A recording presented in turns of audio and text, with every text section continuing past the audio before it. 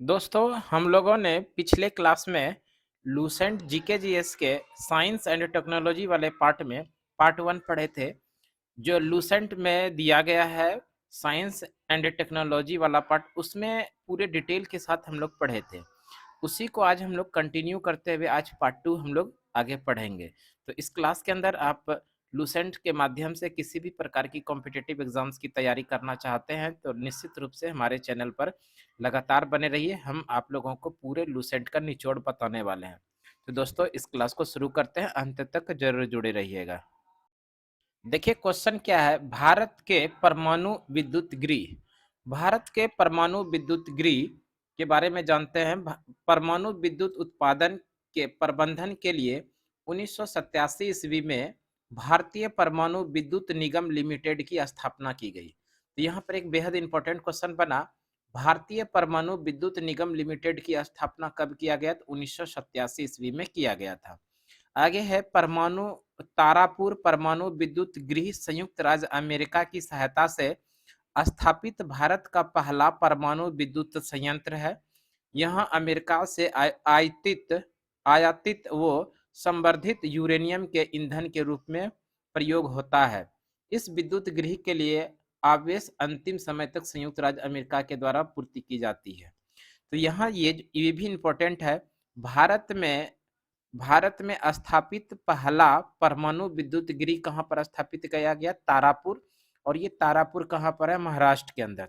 बेहद important question बना, भारत में पहला परमाणु विद्युत गृह की स्थापना तारापुर महाराष्ट्र में किया गया। किस देश के सहयोग से? ये भी ध्यान रख लीजिएगा, अमेरिका के सहयोग से यहाँ पर परमाणु विद्युत गृह की स्थापना की गई। बेहद इंपॉर्टेंट क्वेश्चन है, भारत में पहला परमाणु विद्युत गृह की स्थापना तारापुर महाराष्ट्र में अमेरिका की सहायता से किया गया। आगे बात कर ले, रावत भाटा परमाणु विद्युत गृह प्रारंभ में शुरू किया गया था, बाद में यह परियोजना पूरी की गई। वर्तमान में यह भारत का पार्क है। वर्तमान में यह भारत का पार्क है। आगे बात कर लेते हैं भारत के कुछ महत्वपूर्ण परमाणु विद्युत गृह। भारत के कुछ परमाणु विद्युत गृह इंपॉर्टेंट है, इसमें इसको जरूर ध्यान रखिएगा।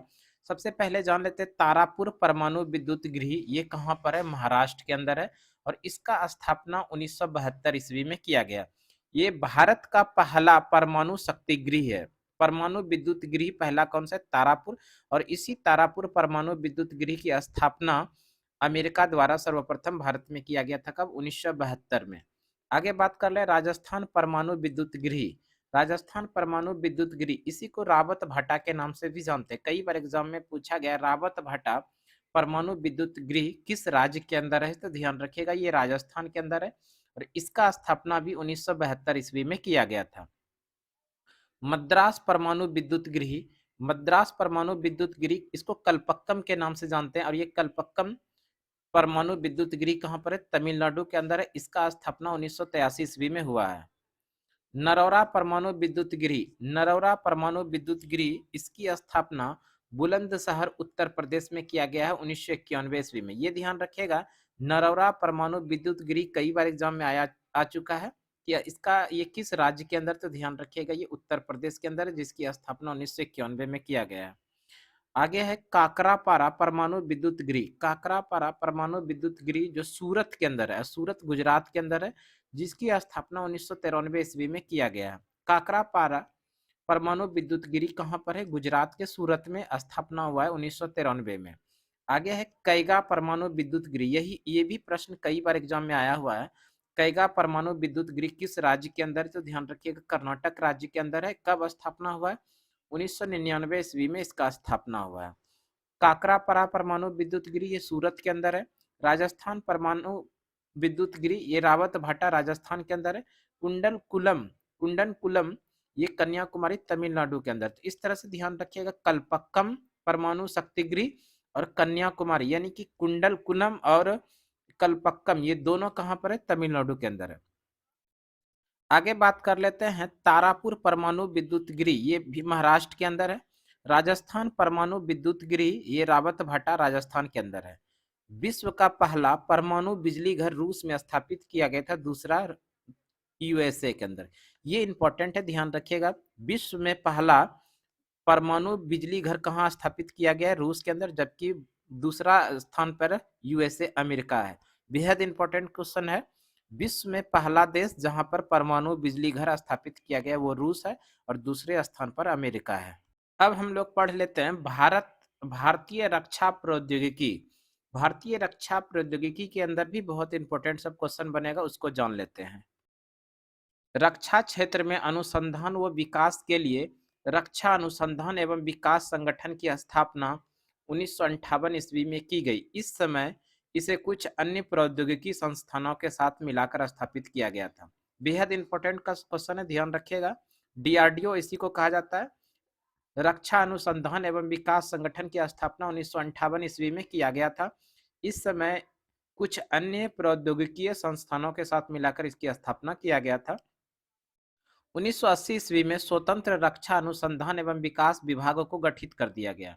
1958 में तो इसको कई संस्थानों के साथ मिलाकर ये स्थापना किया गया था, लेकिन 1980 में रक्षा अनुसंधान एवं विकास संगठन को स्वतंत्र कर दिया और एक अलग विभाग गठित किया। तो ध्यान रखिएगा, ये स्वतंत्र कब हुआ? 1980 ईस्वी में।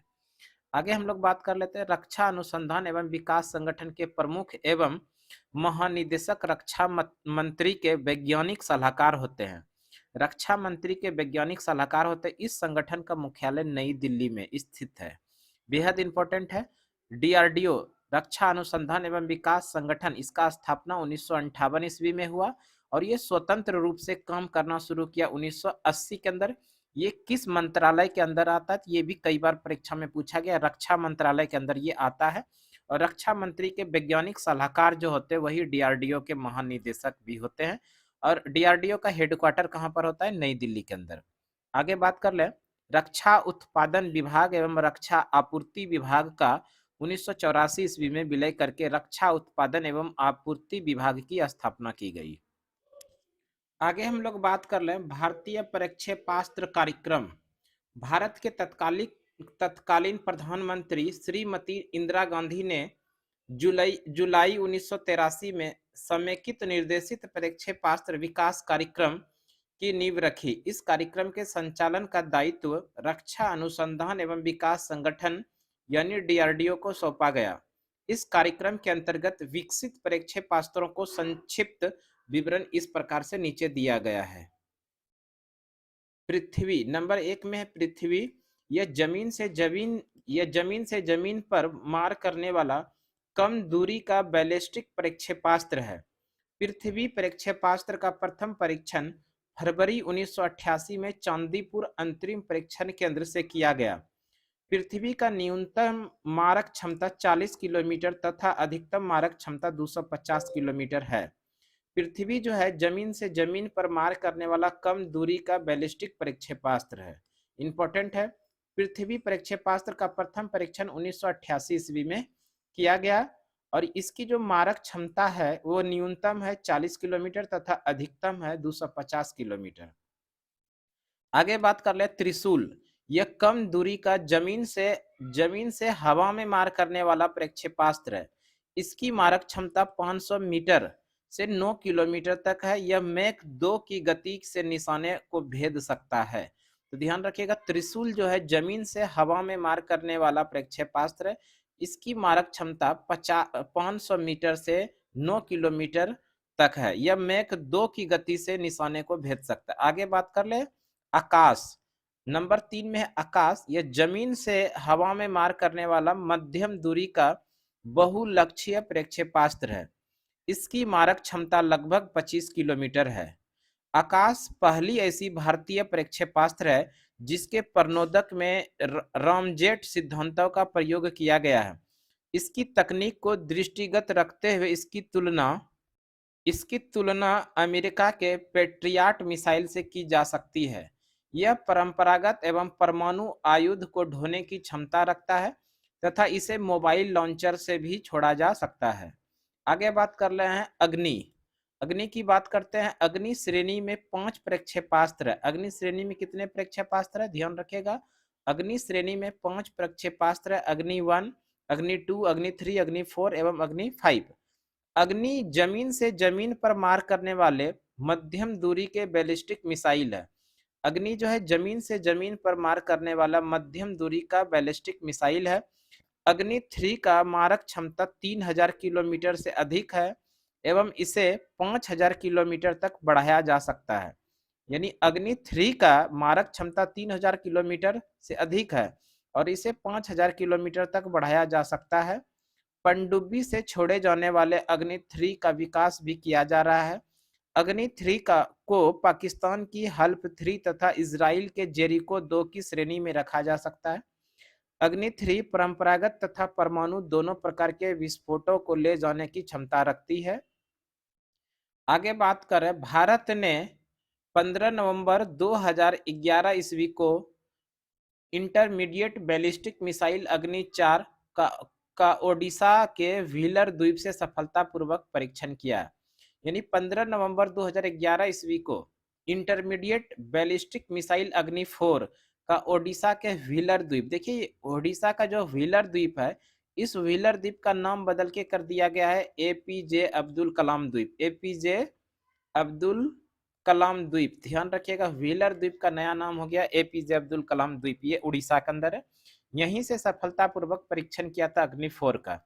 यह प्रक्षेपास्त्र 3500 किलोमीटर तक मार करने में सक्षम है। इसमें ठोस प्रणोदक के 2 चरण और एक पेलोड है। इसमें 2 स्तरीय हथियार प्रणाली है जो ठोस प्रणोदक से चलती है। यह जमीन से जमीन पर मार करने वाले मिसाइल परमाणु हथियार ले जाने में सक्षम है। भारत द्वारा 19 अप्रैल 2012 ईस्वी को अग्नि 5 का सफल परीक्षण किया गया। इस परीक्षण के साथ भारत भी अंतर महाद्वीपीय प्रक्षेपास्त्र क्लब में शामिल हो गया, जिसमें अब तक केवल 5 सदस्य अमेरिका, रूस, चीन, फ्रांस तथा यूनाइटेड किंगडम शामिल थे। हालांकि 5500 किलोमीटर से अधिक मारक दूरी को ही आईसीबीएम श्रेणी में रखा जाता है, लेकिन अग्नि 5 की मारक दूरी इस अंतरराष्ट्रीय मापदंड से 500 किलोमीटर कम है। अग्नि 5 की जद में बीजिंग और शंघाई सहित अन्य अधिकांश चीन, पाकिस्तान, दक्षिण एशिया, यूरोप तथा अफ्रीका के कुछ हिस्से आते हैं। अमेरिका और ऑस्ट्रेलिया अग्नि 5 की सीमा से बाहर है। इसमें सैटेलाइट प्रक्षेपण की क्षमता है। इससे अनेक छोटे छोटे मिसाइलों को छोड़ा जा सकता है। नंबर 5 में है नाग। यह टैंक रोधी निर्देशित प्रक्षेपास्त्र है। इसकी मारक क्षमता 4 किलोमीटर है। इसका प्रथम सफल परीक्षण 1990 ईस्वी में किया गया था। इसे दागो और भूल जाओ टैंक रोधी प्रक्षेपास्त्र भी कहा जाता है, क्योंकि इसे एक बार दागे जाने के पश्चात पुनः निर्देशित करने की आवश्यकता नहीं पड़ती है। बेहद इंपॉर्टेंट है, ध्यान रखिएगा। नाग जो है इसे दागो और भूल जाओ के नाम से भी जानते हैं और इसकी मारक क्षमता 4 किलोमीटर है। इसका सफल परीक्षण 1990 ईस्वी में किया गया था। इसे दागो और भूल जाओ के नाम से भी जानते हैं, कई बार एग्जाम में पूछा गया है। आगे है रक्षा उत्पादन एवं आपूर्ति विभाग से जुड़े सार्वजनिक संस्थान मुख्यालय और इसका स्थापना। देखिए, हिंदुस्तान एरोनॉटिक्स लिमिटेड HAL, इसको HAL के नाम से भी जानते हैं, हिंदुस्तान एरोनॉटिक्स लिमिटेड। इसका हेडक्वार्टर बेंगलुरु के अंदर, स्थापना 1964 के अंदर हुआ है। बेहद इंपॉर्टेंट क्वेश्चन है, ध्यान रखिएगा। हिंदुस्तान एरोनॉटिक्स लिमिटेड का हेडक्वार्टर बेंगलुरु के अंदर, स्थापना 1964 में। भारत इलेक्ट्रॉनिक्स लिमिटेड, इसका भी हेडक्वार्टर बेंगलुरु के अंदर है और इसका स्थापना 1954 में हुआ है। भारत अर्थ मूवर्स लिमिटेड ये बेंगलुरु के अंदर है और इसका भी स्थापना 1964 ईस्वी में हुआ है। मंझगांव डाक लिमिटेड, इसकी स्थापना मुंबई में हुआ है और इसका हेडक्वार्टर मुंबई में है और इसका स्थापना 1960 में हुआ है। Goa shipyard limited, Vasco da Gama के अंदर ये स्थित है। भारत डायनेमिक्स लिमिटेड, इसका हेडक्वार्टर हैदराबाद के अंदर स्थित है और इसका स्थापना 1970 में हुआ है। मिस्र धातु निगम लिमिटेड, इसका हेडक्वार्टर हैदराबाद में और इसका स्थापना 1973 में हुआ है। गार्डन रिच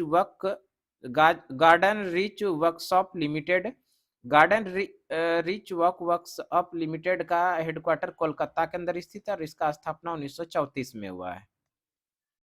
कुछ और कुछ अन्य भारतीय प्रक्षेपास्त्र के बारे में जान लेते हैं। धनुष, यह जमीन से जमीन पर मार करने वाले प्रक्षेपास्त्रों में से एक है। यह पृथ्वी प्रक्षेपास्त्र का ही नौसैनिक रूपांतरण है। इसकी मारक क्षमता 150 किलोमीटर तथा इस पर लगभग 500 केजी आयुध प्रक्षेपित किया जा सकता है। आगे बात कर लेते हैं, नंबर 2 में है सागरिका। यह सबमेरीन लॉन्च बैलिस्टिक मिसाइल है। समुद्र के भीतर से इसका पहला परीक्षण 2000 फरवरी 2008 में किया गया। यह परंपरागत एवं परमाणु दोनों ही तरह से आयुध ले जाने में सक्षम है। इसे रक्षा अनुसंधान एवं विकास संगठन द्वारा तैयार किया गया है। भारत ऐसे पांचवा देश है जिसके पास पनडुब्बी से बैलिस्टिक मिसाइल दागने की क्षमता है। 4 देश इस प्रकार से है, यूएसए, फ्रांस, रूस और चीन। अब भारत पनडुब्बी से बैलिस्टिक मिसाइल दागने की क्षमता रखता है, तो इस तरह से भारत पांचवा देश बन गया। आगे बात कर लें अस्त्र। यह मध्यम दूरी का हवा से हवा में मार करने वाला स्वदेशी तकनीक से विकसित प्रक्षेपास्त्र है। इसकी मारक क्षमता 10 से 25 किलोमीटर है।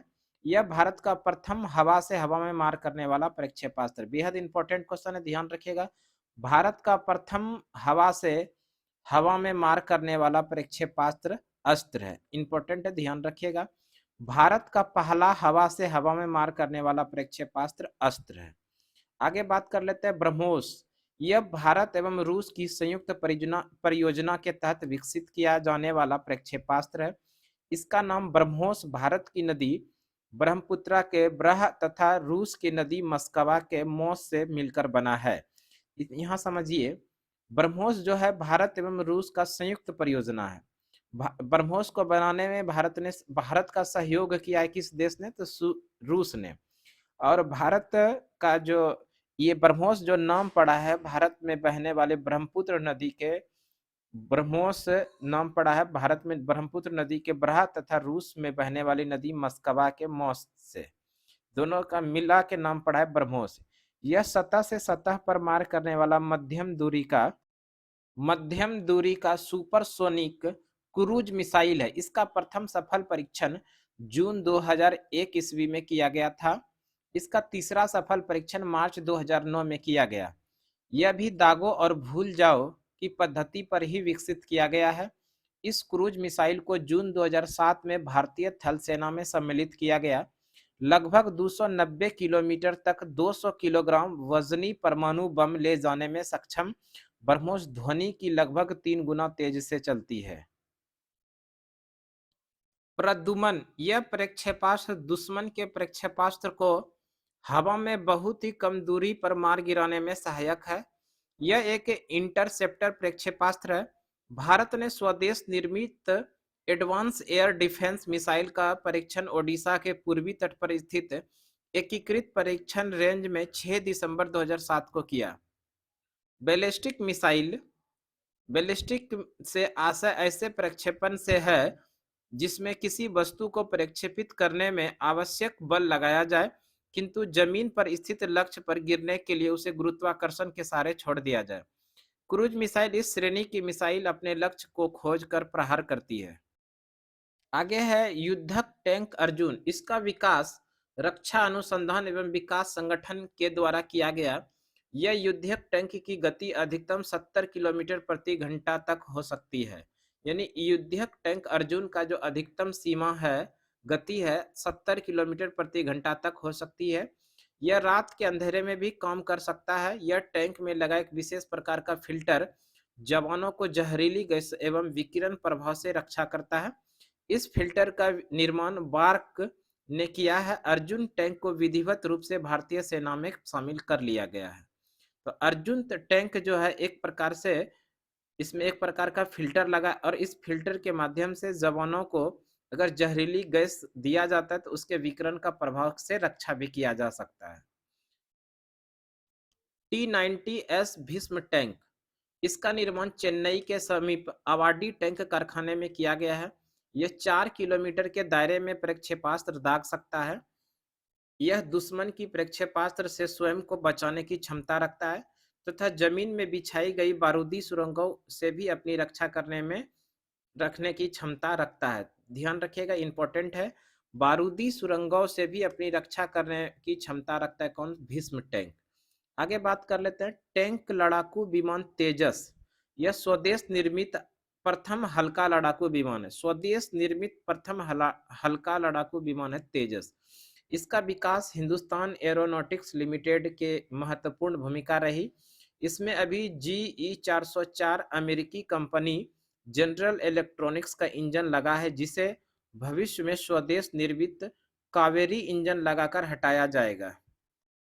विश्व के सबसे कम वजन वाले बहुआयामी सुपरसोनिक लड़ाकू विमान 600 किलोमीटर प्रति घंटे से उड़ान भरती है और हवा से धरती पर तथा हवा में समुद्र में मार करने में सक्षम है।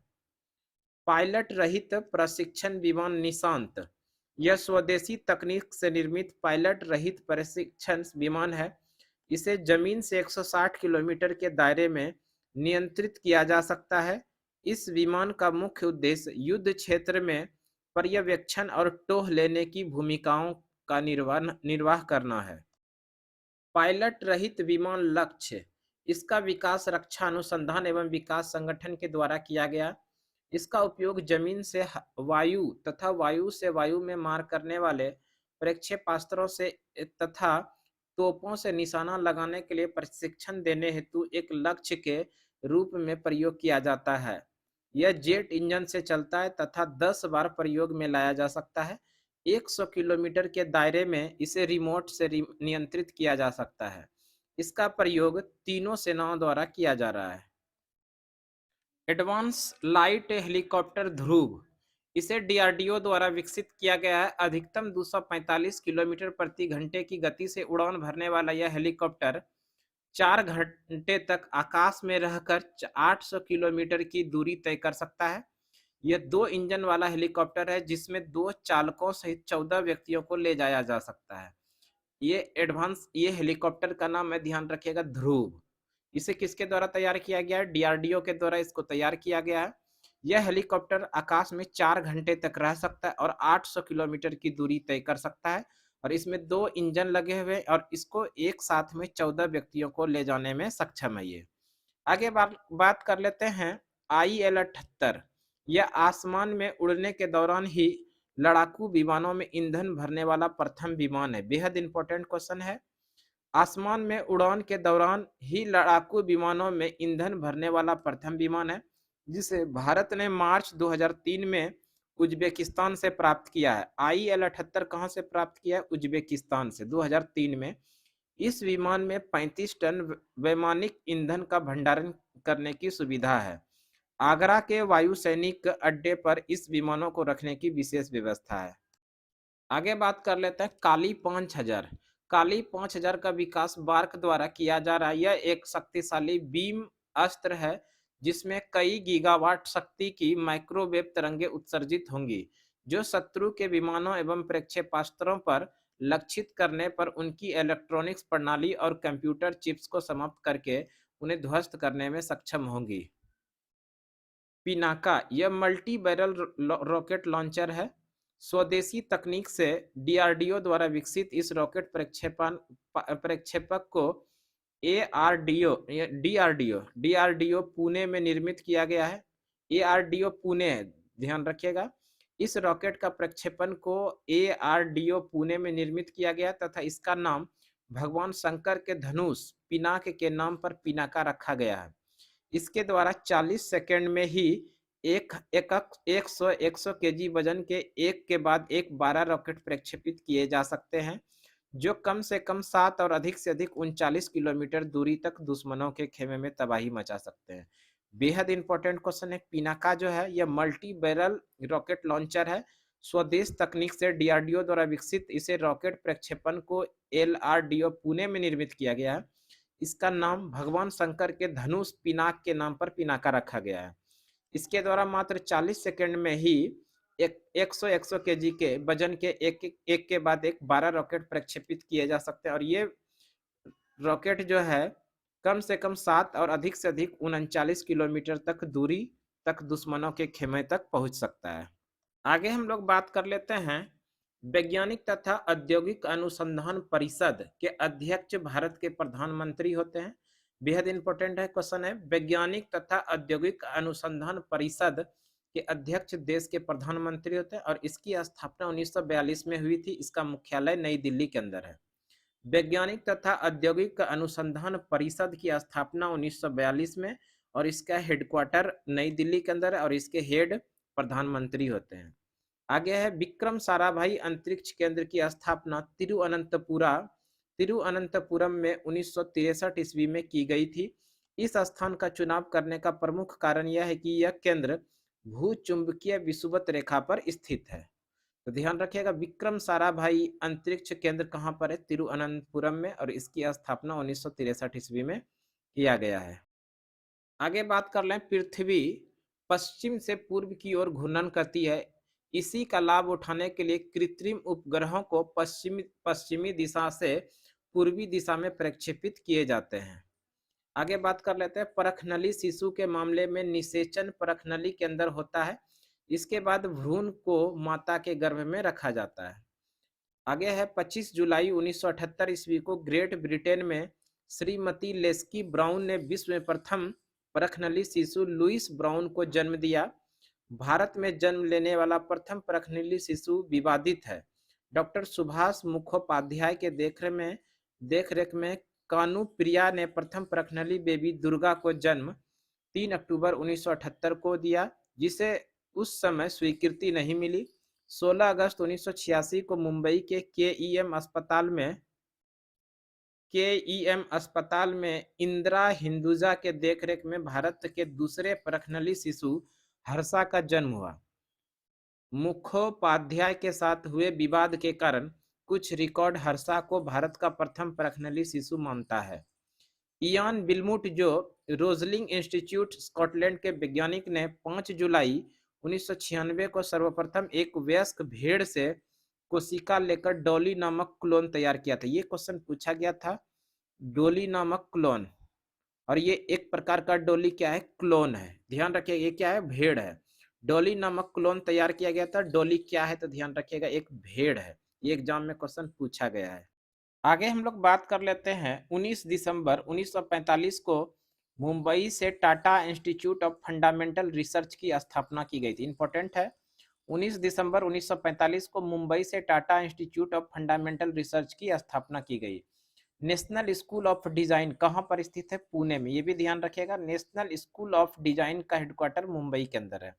न्यूट्रॉन बम, इस बम की विस्फोटक क्षमता तुलनात्मक रूप से कम होती है, लेकिन विकिरण क्षमता अधिक होती है। यह पृथ्वी एवं जल में रेडियोधर्मिता फैला सकता है। टैंकों एवं बुलेट प्रूफ वाहनों को तहस नहस कर सकता है। कौन? न्यूट्रॉन बम। आगे है सॉल्टेस बम, नाभिकीय हथियार के अनुकूल पदार्थ को वॉल्ट एवं सोने के द्वारा सॉल्टेड बम तैयार किया जाता है।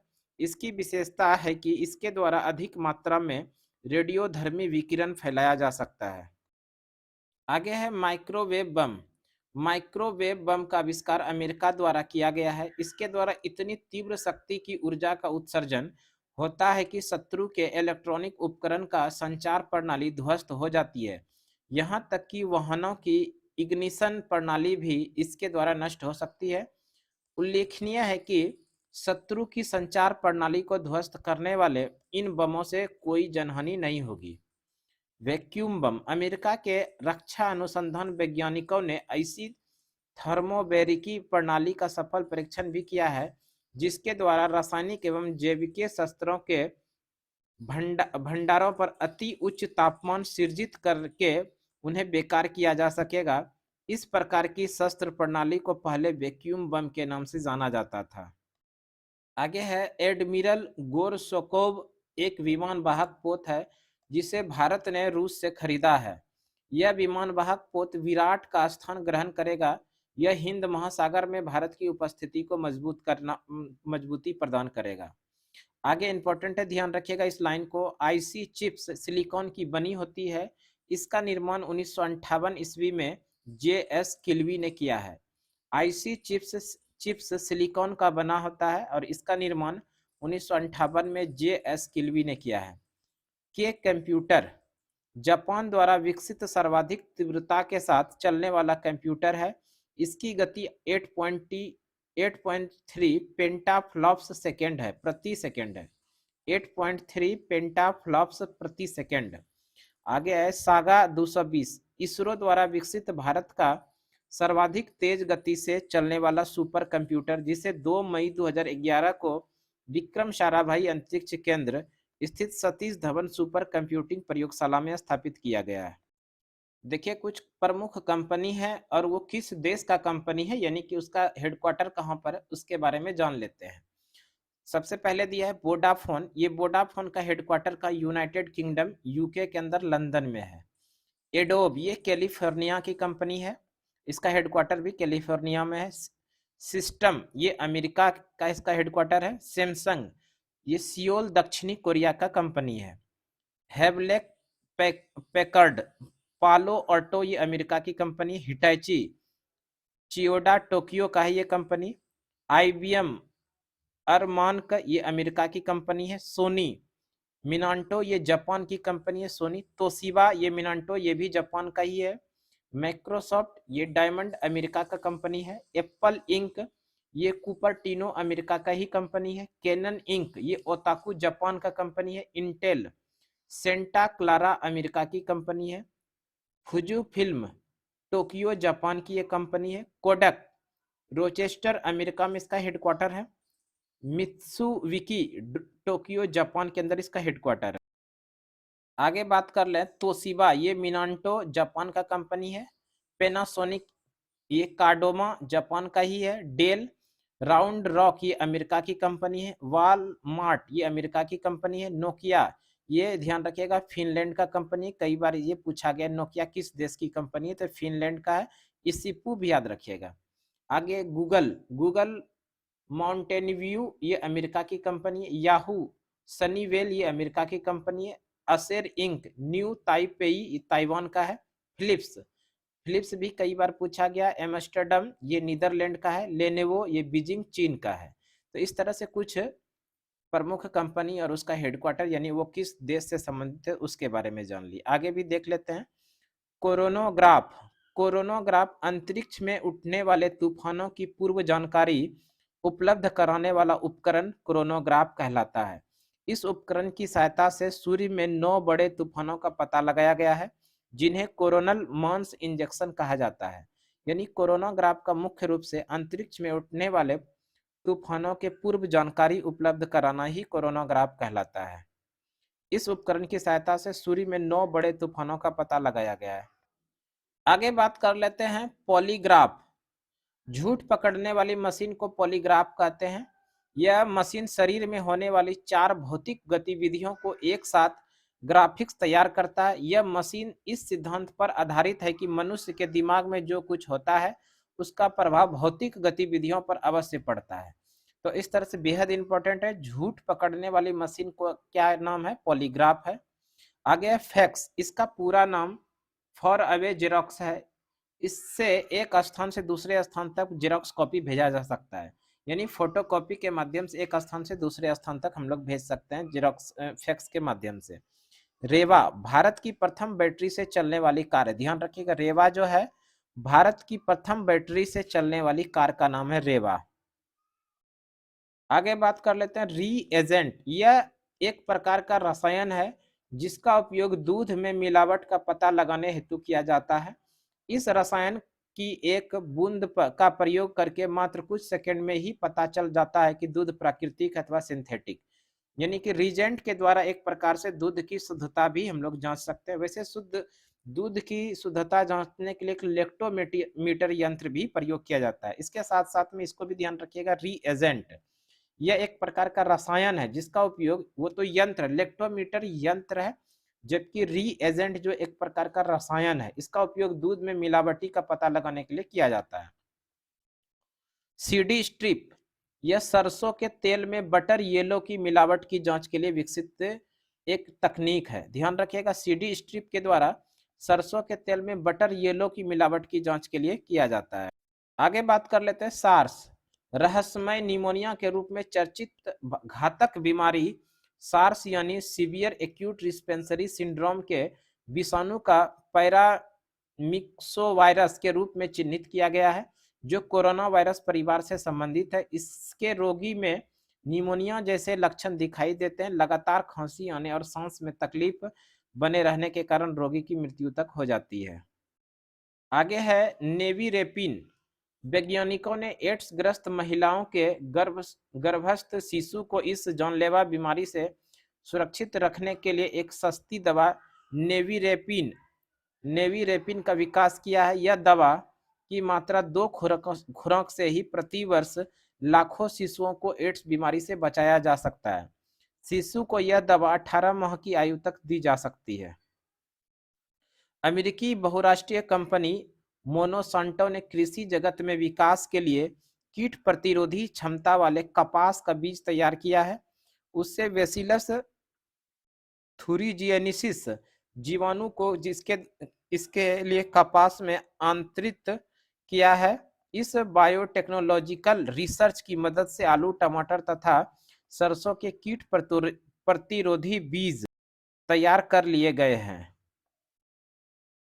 आगे है डॉक्टरों द्वारा प्रयुक्त होने वाले स्टेथोस्कोप, जिसे आला भी कहते हैं, ध्वनि तरंगों से अध्यारोपण के सिद्धांत पर कार्य करता है।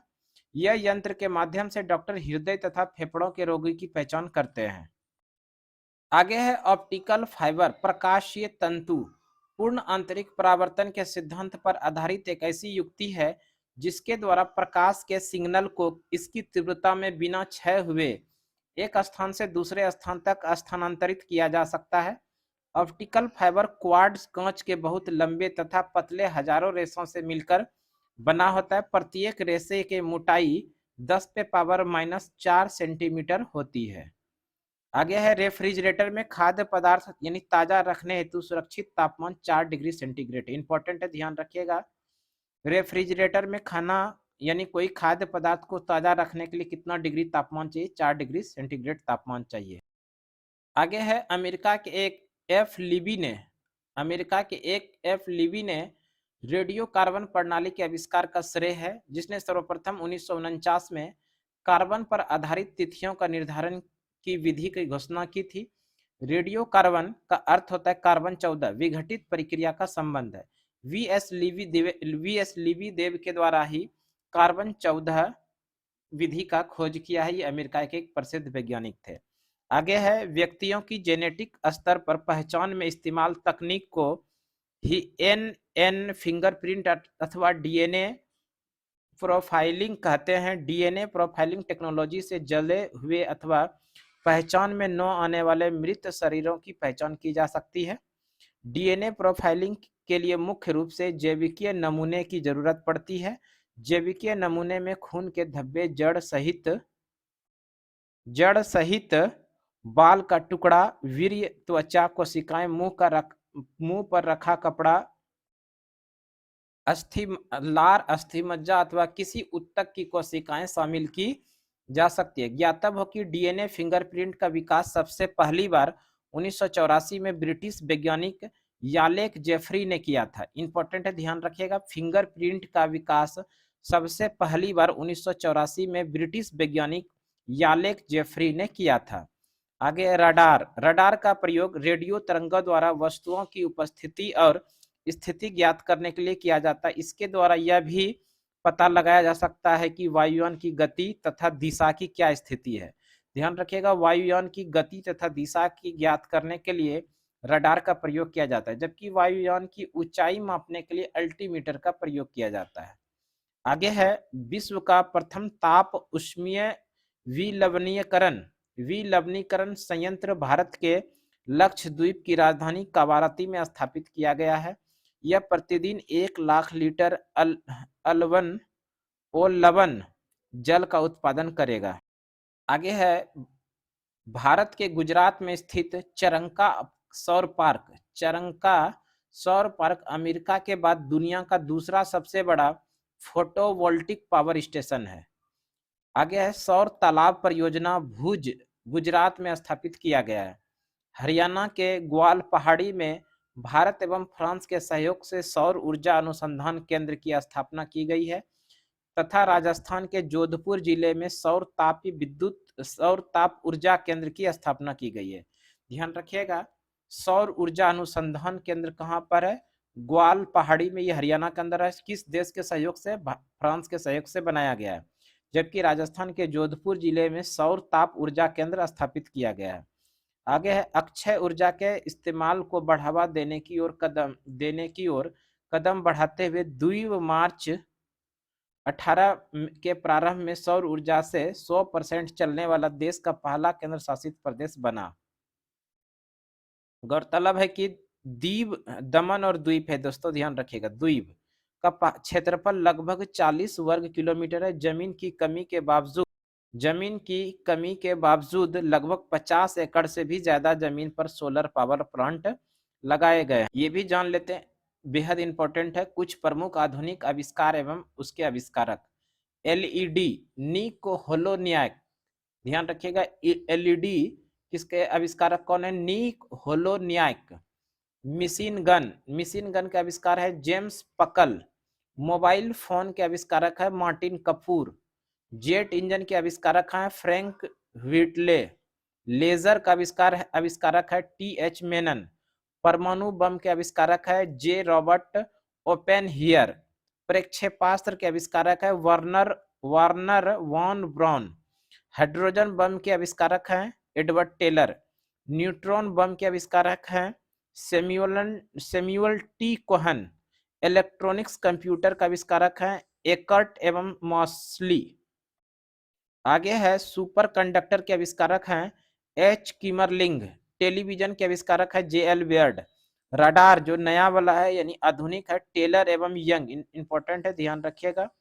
गैस इंजन के आविष्कारक है डेमलर। डीजल इंजन के आविष्कारक है रुडोल्फ। तो इस तरह से दोस्तों हम लोग आज साइंस एवं टेक्नोलॉजी वाला जो पार्ट है लूसेंट बुक का, उसको हम लोग लगभग पूरा कंप्लीट कर लिए हैं। हमें उम्मीद है कि ये क्लास आप लोगों को जरूर पसंद आया होगा।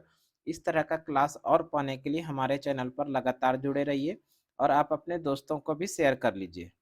अभी तक हमारे यूट्यूब चैनल SEP व अभिषेक सुमन यूट्यूब चैनल पर नए हैं तो निश्चित रूप से आप सब्सक्राइब कर लीजिए। तो दोस्तों आज के क्लास के लिए इतना ही। अगले क्लास में फिर से अगले दिन मिलते हैं, तब तक के लिए धन्यवाद दोस्तों। जय हिंद।